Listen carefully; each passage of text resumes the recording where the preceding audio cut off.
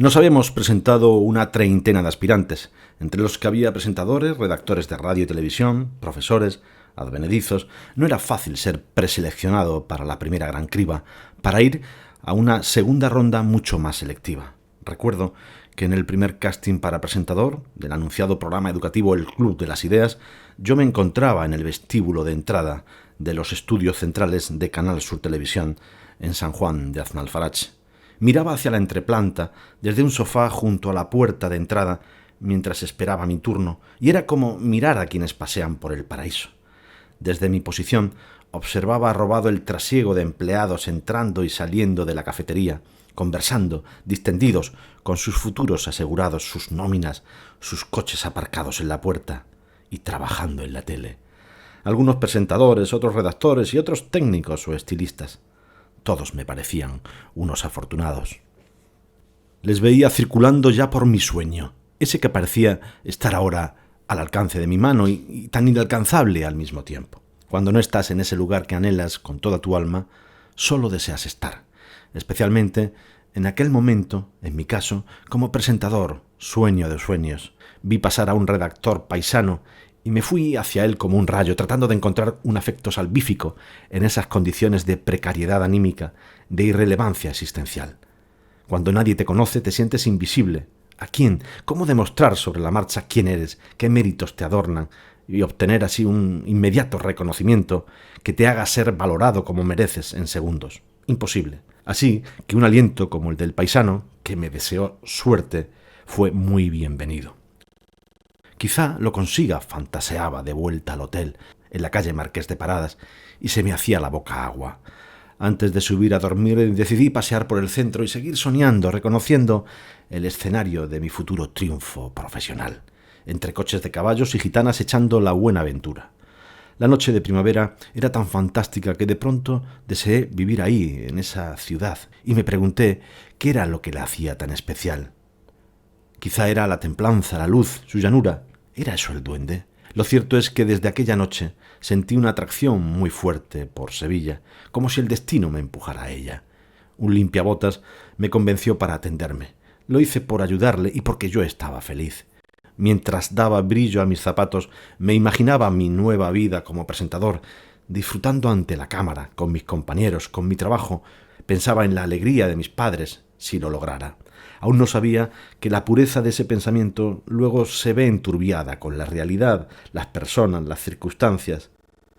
Entré en alguna terraza de verano junto al río e imaginaba, entre los que bailaban o charlaban en las mesas y la barra, que muy pronto yo entraría ahí con mi nuevo estatus y que provocaría algún comentario y alguna mirada, y alguna chica se atrevería a preguntarme si yo era el de la tele.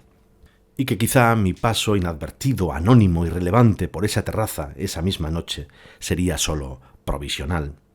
Cuando no estás, te mueve una fuerza muy grande para estar. No estar te hace sentir pequeño, vulnerable, frágil, abocado a la irrelevancia.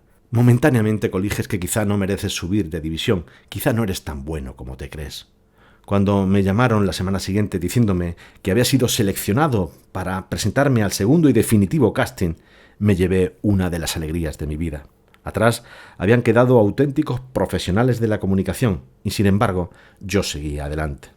Ya solo quedaba una prueba final en la que estábamos 6 personas. Las posibilidades aumentaban sin duda. El sueño se acercaba y ahora sí me empezaban a temblar un poco las piernas. Presentar un programa en Canal Sur era por aquel entonces una responsabilidad y un escaparate profesional indudables. Las audiencias y la repercusión social no eran las de hoy, ya que aún no se había producido el boom de las redes sociales ni los medios digitales.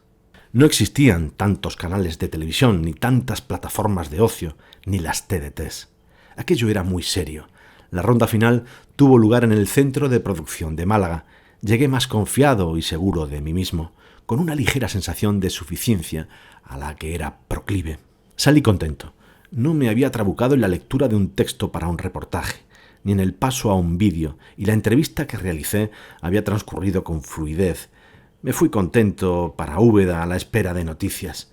Ya lo había hecho, ahora quedaba esperar. Llamaron a casa a los pocos días diciéndome que ya había una decisión. No era yo. De pronto todo se apaga, te despiertas del sueño y buscas explicaciones inútilmente. Pero había rozado el objetivo. Ya podría competir en toda regla con tipos muy acreditados. A muchos los había superado en el primer casting, y ese logro me impulsaba a seguir confiado. No estaba todo dicho. Algunos meses después llegué a casa, tras una dura jornada de viaje, para cubrir una feria agroalimentaria para la agencia F. Al revisar los faxes que había recibido en mi ausencia, reparé en uno muy especial. Se había caído al suelo, desplazado por el peso del resto. Era la letra de mi hermano Miguel Ángel, entonces todavía en secundaria. Decía: «Juanra, te han llamado de Canal Sur». Mi madre lo había intentado varias veces, pero no había podido transmitírmelo por teléfono porque yo lo tenía conectado en modo fax y había enviado a mi hermano a la oficina de mi padre para que me enviase el mensaje. Me agaché por el díscolo papel y leí Canal Sur, un vuelco al corazón y llamada inmediata a la casa. Era un poco tarde, pero mi madre seguía eufórica, yo expectante.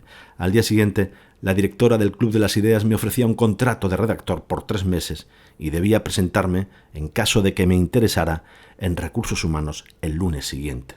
Lo último que cubrí para la agencia F fue el nombramiento de Antonio Muñoz Molina como hijo predilecto de Úbeda. Al escritor yo ya le conocía porque le había entrevistado durante mis prácticas de verano en Radio Úbeda de la Rueda Rato. Nunca le agradeceré lo suficiente que me concediera aquella entrevista. Es obvio que es la altura de tus invitados la que te alza a ti. Allí, en el antiguo Hospital de Santiago, antes de que le nombraran hijo predilecto y antes de recoger sus impresiones, recuerdo que el escritor se fijó en mi agenda y me pidió acariciarla. Lo hizo con veneración. Era una agenda revestida en piel que alguna institución me había regalado en Navidad. Entonces recordé la afición del escritor a los materiales escolares que había quedado patente en los personajes de sus novelas. Pero yo ya no estaba allí. Solo pensaba en el giro que estaba a punto de dar mi vida. Iba a cruzar la raya de un sueño. Cierto que no iba como presentador, pero sí como redactor. Una redactora se había dado de baja por maternidad y yo cubriría ese hueco. Mis fantásticos años en Jaén 7 acababan e iniciaba en Sevilla una nueva etapa. Dejaba con pena a mi querida hermana, con la que convivía en un piso encantador del centro de la capital. Alguien trató de disuadirme. «No te vayas, más vale pájaro en mano que ciento volando». Pero me alegro de no haberle hecho caso. Si con 30 años, sin mujer ni hijos, no volaba hacia Sevilla y asumía algunos riesgos, ¿cuándo lo iba a hacer? Y los 3 meses se convirtieron en 1 año, y este en 2, y estos en 4. Así hasta 22. Toda una vida. Entre los compañeros de equipo me encontré a Chema, 10 años mayor que yo. Él tenía entonces 40. Yo le veía muy mayor. Ahora lo pienso y me digo qué soberbia. Chema no me conocía de nada, pero fue generoso. Me llevó a su casa de Mairena del Alcor, me preparó una cena, me ofreció una cama. Por la mañana me trasladó al trabajo en su coche, y así durante una semana. Hasta que alquilé un estudio en el centro de la capital. Siempre recordaré aquel gesto que hablaba mucho de su hospitalidad desinteresada. Luego nos hicimos muy buenos compañeros y amigos.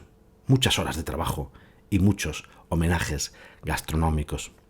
Todo es duro. Recuerdo que no tener a nadie en Sevilla te hacía caer en la cuenta lo que dejabas atrás. Las cosas, las personas no eran exactamente como las que tú querías y tenías que rehacerte para continuar.